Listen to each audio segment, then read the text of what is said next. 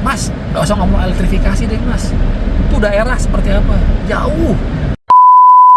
Kalau DC charging itu cuma ada di kantor PLN.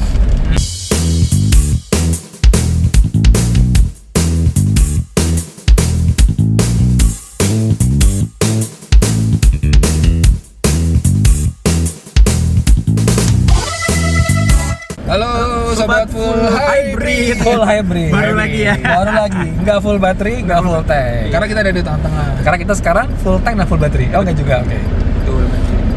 Selamat datang kembali di Bincang-Bincang Mobil. Kali ini kita dengan mobil hybrid yang menurut gue agak cukup underrated. Dan ini masih tergolong baru juga ya. Iya. Baru diluncurin Gias tahun lalu, perdana di Indonesia. Dan kalau nggak salah delivery-nya baru IMS apa JW?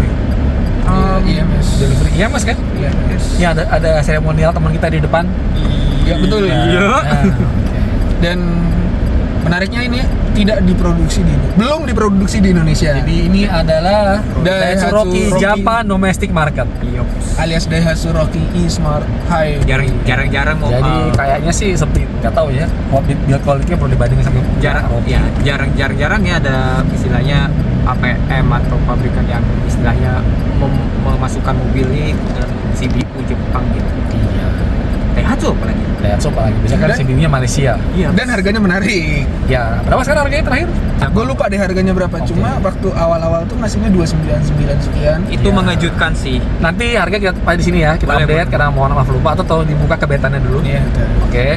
Dari Inti dari diskusi kali ini lah kita mau ngomongin soal Daihatsu yang kalau kita bicara standar zaman now itu seperti produk yang apa ya, orang bilang dinosaurus kayak atau apalah Udah yang ketinggalan sudah zaman. ketinggalan zaman. Tapi ingat ya, dengan tanpa produk pun mereka masih nomor Dua. 2 di Indonesia wholesale. Jadi kemarin tuh gue menemukan satu posting yang cukup menarik gitu. Intinya adalah posting ini bilang, lu nggak usah ribut sama mobil Cina, kenapa sekarang mereka sudah berada di Indonesia, padahal mereka pasang pasarnya cuma sepersekian dari Jepang.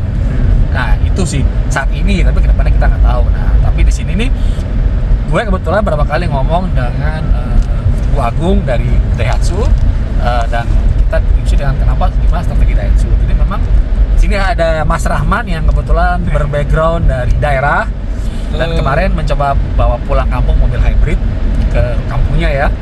Nah, jadi nanti bisa share nih soal bagaimana daerah tuh apa, karena Daihatsu itu mungkin nanti bisa tambahin ya man, gue datanya gue lupa terus terang.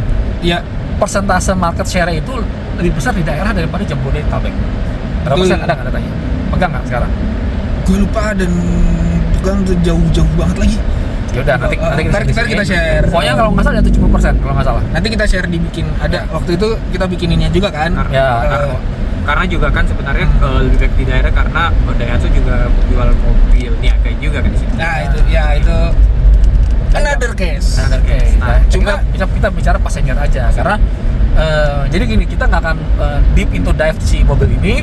Pasti nanti akan bahas sedikit lah spesifikasi, nanti tolong Mas Bagus speknya dibacakan di kebetan dulu.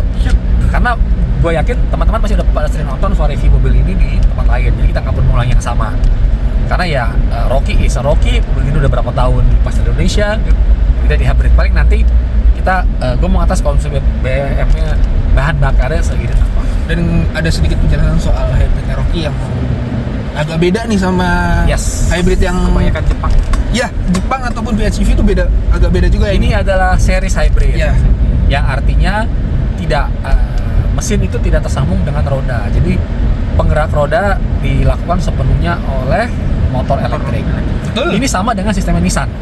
e-powernya E-power. bisa. Ya, e-powernya itu sama seperti ini. Oke, ya oke.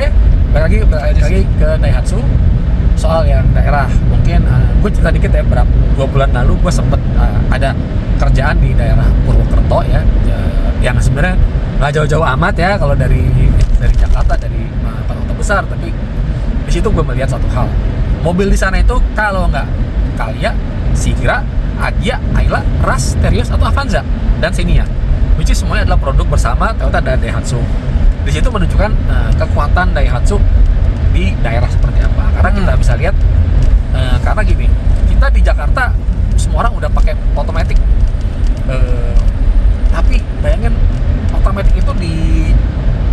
udah mulai marak dari tahun 90-an 90-an tengah lah. Ketika itu Honda yang mobil Jepang pertama yang pakai otomatis. 70-an tapi habis itu hilang, baru di Honda Civic Nova balik lagi otomatis. Lalu baru marak ketika di generasinya Civic Vario, Genio dan Great Corolla, itu baru Toyota baru main Matic, seinget gue. Kan kayak aja belum ada Matic atau udah tapi dikit. Di tahun berapa? 92, 93. Nah, lu bayangin daerah sampai sekarang masih resisten dengan Matic. Karena alasannya apa? Nggak bisa didorong kalau mogok. Bayangin loh. Sesimpel itu. 2026 segitulah gap. Gue nggak bilang itu kuno, urdu, tapi begitulah kebutuhan dan karakteristik makan di daerah. Sehingga Daihatsu waktu itu bilang sama gue, Mas, nggak usah ngomong elektrifikasi deh Mas, itu daerah seperti apa? Jauh. Unsur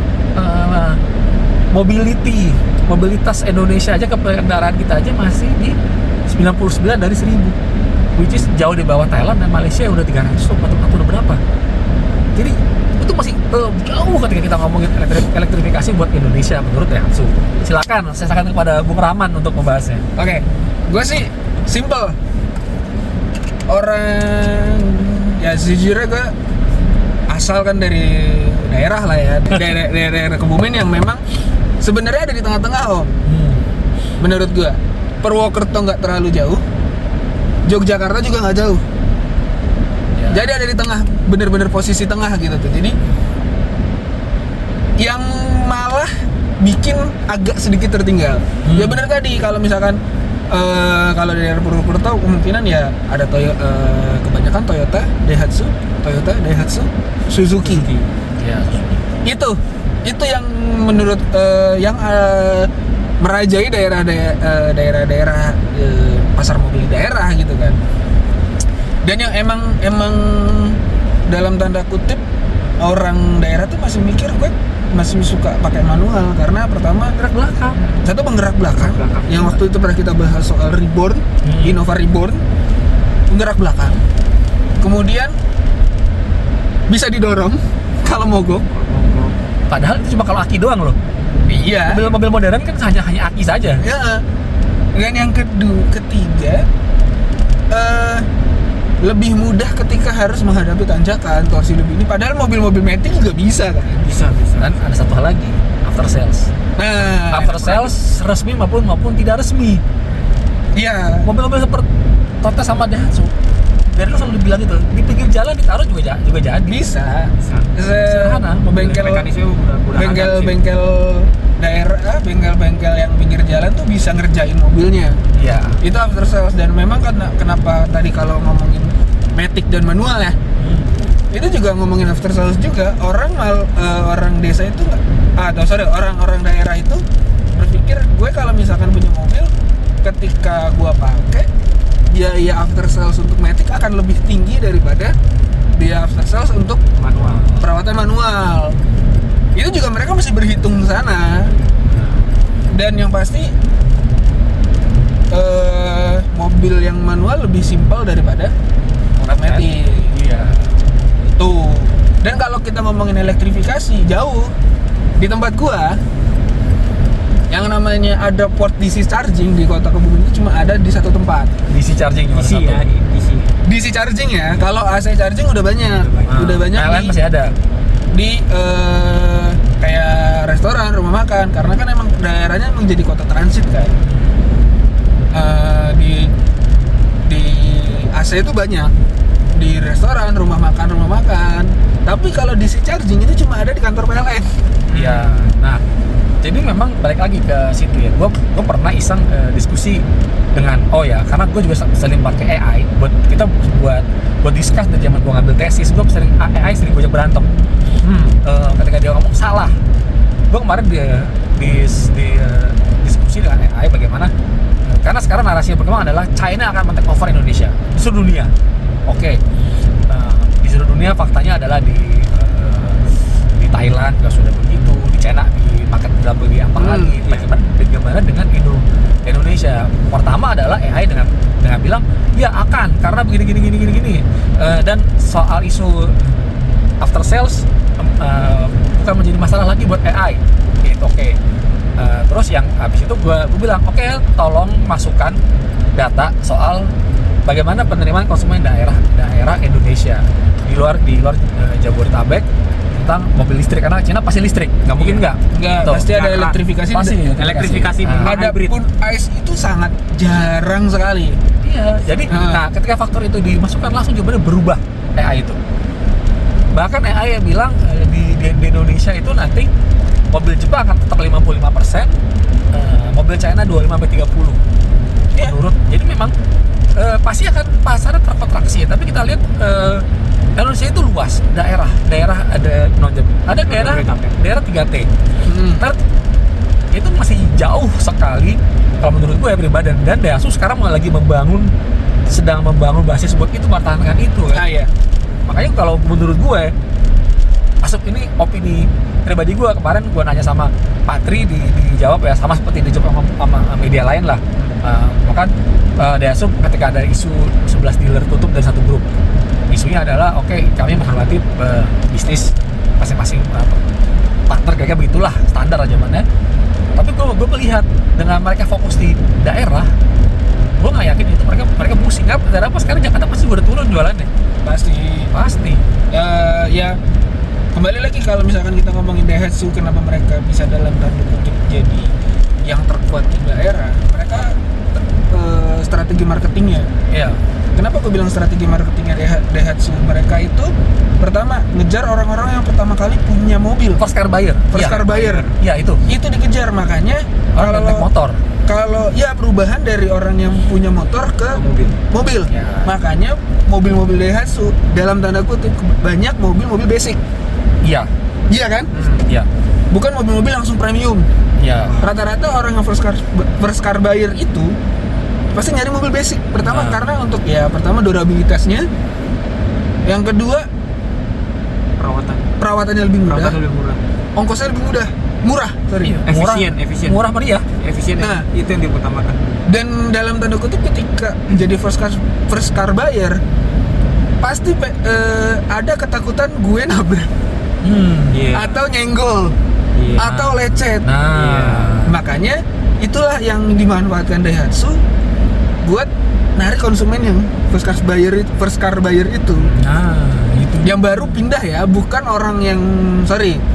anak muda yang orang tuanya udah punya uang terus ngebeliin mobil, bukan. Tapi orang yang memang struggling, dari punya motor pindah pengen punya mobil. Iya, bedakan ya. First car buyer itu adalah orang yang benar-benar sebelumnya nggak punya mobil atau bahkan mobil bekas mungkin. Yang benar-benar Makanya- gapu yang besar sekali. Makanya pasar mobil bekas juga, mobil-mobil dengan Daihatsu itu laku. Iya. Gua nggak begitu akan ngomongin harga jual kembalinya, tapi tetap masih termasuk yang cukup dicari gitu. Iya. Mobil-mobil Daihatsu. Dan kalau ngomongin daerah ya, siapa sih yang nggak kenal Xenia di daerah? Siapa sih yang nggak tahu Terios atau mungkin Rocky kurang ini ya? Tapi Xenia, Terios, Ayla yang malah lebih populer dibanding saudara-saudara kembarnya gitu. Sigra. Itu kan lebih dalam tanda kutip namanya lebih populer dari saudara-saudara kembarnya. Kadang bahkan kayak Sigra, orang lebih tahu Sigra daripada kaliannya. Iya. Bahkan yang Toyota disebutnya Sigra juga kan. Itu sih. Oh gitu ya? Enggak, ada beberapa orang Iya. yang bentuknya begitu, oh ini Sigra, ternyata pas logo, oh itu Toyota, berarti Calya gitu kan. Iya. Lebih kenal itunya kok. Terios juga begitu. Jadi memang ya penjualan Daihatsu menurut gua ketika misalkan mengejar first car buyer dan mengejar di daerah, ya untuk brand Cina belum akan belum akan bisa nyenggol itu dalam menurut gua 2-3 tahun lah. Daerahnya bener-bener daerah ya, bukan di luar Jakarta yang tapi masih kota besar kayak Semarang. Beda, Semarang, Bandung itu udah beda. Itu udah pusat kota itu. Itu udah kota ya.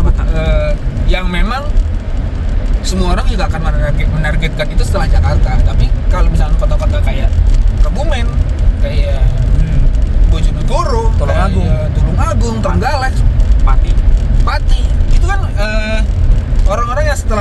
yang setelah Jakarta, Semarang, baru kota-kota itu akan masuk gitu. Itu masih butuh waktu. Masih butuh waktu. Tapi tetap kalau menurut gue sih tetap ini.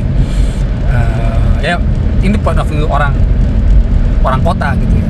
Hal itu bukan berarti membuat mereka terus jadi terlena kalau menurut gue. Ya. Harusnya jangan sampai terlena. Oh tenang, kita masih punya basis daerah, kita masih aman di Indonesia.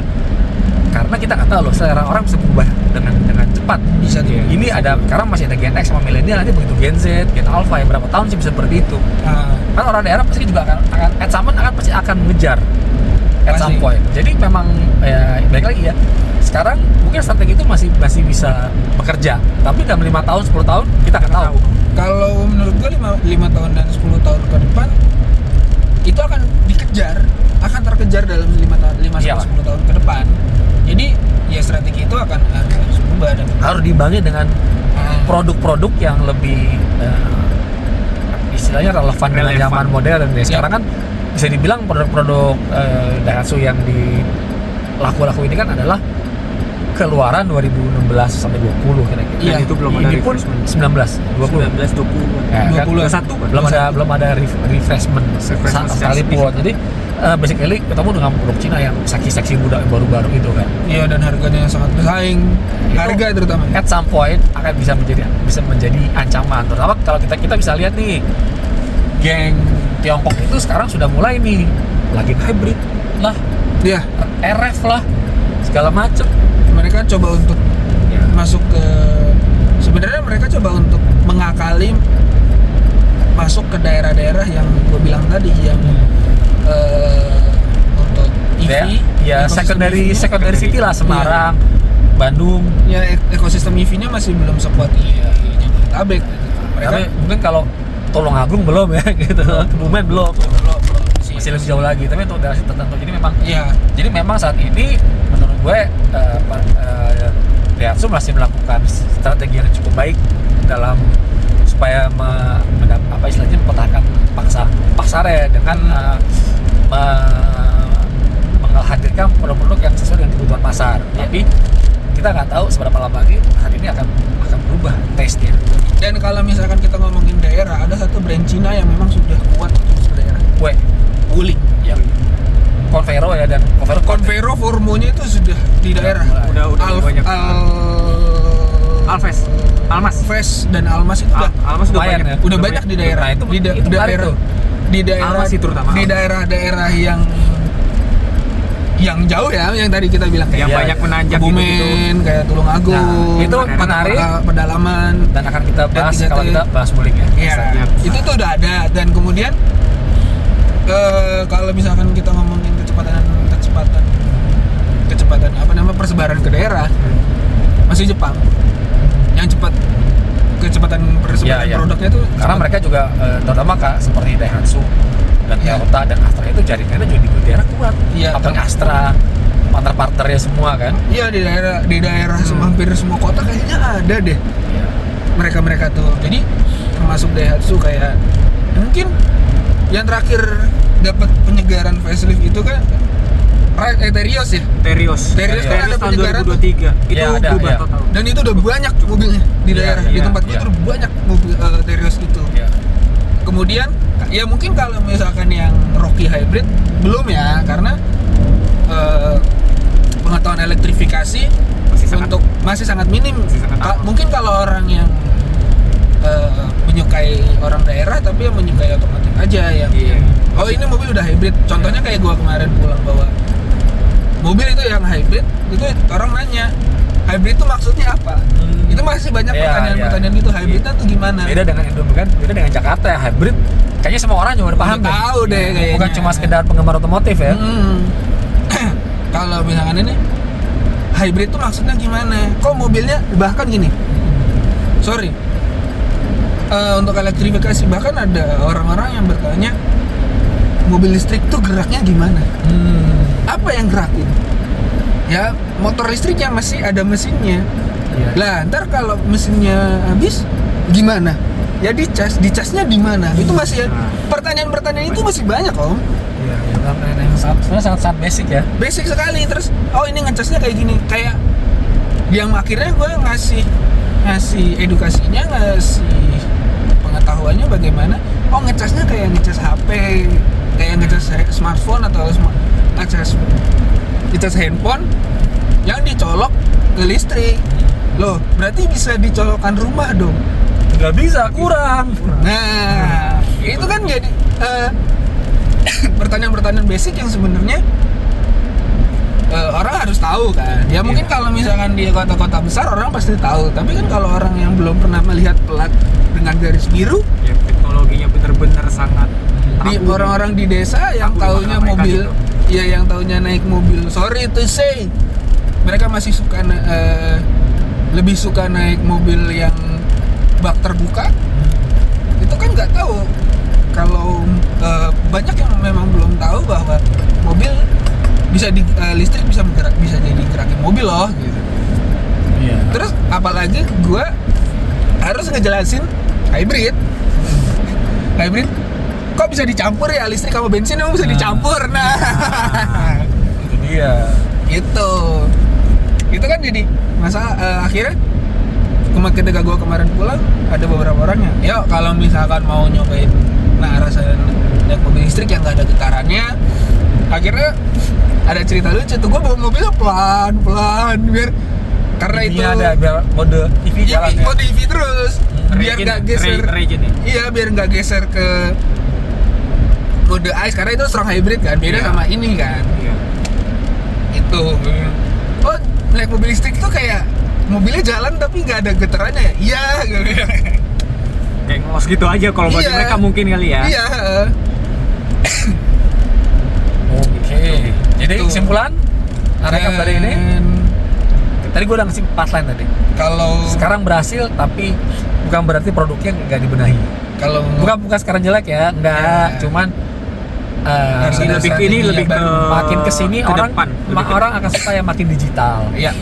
Makin karena bensin juga makin mahal. Jadi memang sudah harus mempersiapkan untuk ke arah situ. visinya. Visinya ke arah situ. Kalau kalau memang waktu pernah Bu Agung itu waktu itu pernah bilang ada transaksi mobil Daihatsu bahkan jam 3 pagi di pasar. Iya cerita ya. Bu Agung pernah cerita kan? Iya pernah cerita. Ada Salesnya ke pasar. salesnya Iya. jam 3 pagi harus ke pasar karena Iya. yang beli itu ternyata adalah pedagang pasar yang mau beli Grand Max. Iya. Bu Agung cerita itu. Dan bahkan ada yang orang daerah itu ngedatengin dealer. Itu bahkan salesnya nggak tahu itu daerahnya di mana. Emang Jadi memang secara after sales ini. tapi kalau gua dengan Daihatsu dengan yang nama besarnya nama besar yang bahkan udah sebenarnya sekarang dicari orang, nggak bisa terlena dengan hal itu. Gue setuju dengan kata Om Adit, nggak bisa terlena dengan kita masih punya kekuatan di daerah. Gue nggak bisa karena cepat atau lambat kompetitor juga akan masuk ke daerah, bahkan daerah-daerah yang tidak pernah dimasuki Ya. oleh Jepang. Ya. Itu maksud gua, harusnya sudah mulai mempersiapkan strategi pasar itu. Itu sih kalau gua. Dan kalau ngomongin ini mobil, pasti gua cuma ngasih tau rasanya beda banget kalau misalkan temen-temen atau pemirsa sekalian itu yang pakai mobil Rocky atau Sejauh race yang sudah produksi lokal, beda banget rasanya. sejauh ini sih ini Kalau gue ya, senyap dan ya empuk dan lebih juga- empuk dan lebih senyap. Iya. Gak tau ya, mungkin karena rakitan atau apa gimana gak ngerti. Iya, iya, iya. Intinya sih kalau soal mobil ini sih Beda. impresif sejauh ini. Kalau gue sebagai sisi penumpangnya, Kalau lu Gus, gue mungkin ngomongin sisi mobilnya sih. Sebenarnya gue kalau secara pribadi lebih tergoda saudaranya. Cuma ini cukup menggugah mata gue sih mobil ini dan apa ya, ini jadi awal perjalanan baru. Sekali lagi. Ini jadi awal perjalanannya Daihatsu di elektrifikasi Indonesia. Jadi ya awal yang baik gitu kan.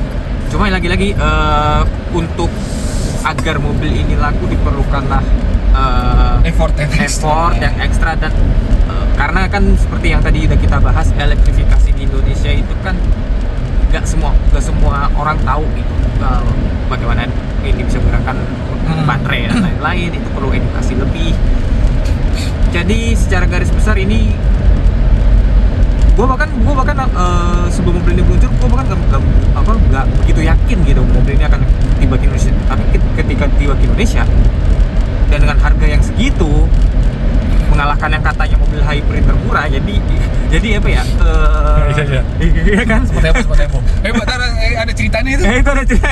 Jadi itu bener-bener sangat langkah yang menggebrak sekali dari Daihatsu. Jadi ya ucap bagi Daihatsu, cuma tetap lagi-lagi lini kendaraan lainnya jangan dilupakan. Ya. Itu butuh punya gas. Oh ya, gua tuh kalau itu nyambungin ceritanya bagus yang tadi. Jadi ketika ini meluncur juga dengan harga sekian, yang itu ada satu brand Cina kemudian nggak lama mengeluarkan trim paling rendahnya dari hybridnya dia. Ya langsung Iya. itu banget karena launchingnya bareng-bareng kan. Hampir barengan itu. Setelah ini itu langsung keluar yang trim paling rendahnya. Dan kalau itu sama gue tadi mau ngomong apa ya? Kok lupa ya? Itu sih. Dan oh ya, buat Daihatsu SUV yang agak besaran yang katanya hybrid mau masuk, jangan lupa ya. Ditunggu. SUV agak benar dia mau masuk. Oh, gue tahu. Ada isunya itu. Gue tahu. Kan Ditunggu ya. Isunya juga kan sempat lama kan. Sempat lama ada isu bahwa akan ada versi lebih gede dari ini kan buat gantiin yang gerak belakang itu kan. Sebenarnya Iya. itu isu itu. Iya, SUV yang 7 seater. Van seater kalau di namanya dulu apa kalau di Toyota aja katanya race pace atau apa gitu deh. Iya. Tapi sampai sekarang belum jadi, mungkin karena faktor macam-macam lah. Iya. Katanya gue juga ya, ada nggak setelah Rocky yang akan masuk? Sebenarnya gue pikiran adalah Terios, tapi bukan. Tapi agak mungkin kita aja sih kayak udah dijual di pasar Nggak tahu. Belum. Tapi Ya sih belum hybrid besar luar belum. katanya itu akan sedang digarap. Iya. Oke. 7 seater. Mungkin itu sebagai penutup. Sebagai penutup, tunggu kabar selanjutnya. Jangan lupa pantau Instagram Bincang-Bincang Mobil untuk melihat opini-opini yang cukup ya gitu deh. Opini-opini di TikTok juga ada. ya, kita juga ada sosmed dan gitu. Dan website kami Kalau bincangmobil.com. kalau mau lengkap ada di website. Main-main aja ke website kami dan sosmed kami dan YouTube. Jangan lupa subscribe juga Kami juga. dan nyalain tanda lonceng. Itu dia. Oke. Itu tadi pembahasan sedikit tentang Daihatsu dan isu-isunya dikit. Ya, SUV 7 seater masih ditunggu. Kalau gitu kita cukupkan. Bukan, gua bagus. Gue Rahmat. Adit. Gua Adit. Gue Rahmat. Sampai jumpa. Ciao. Wah.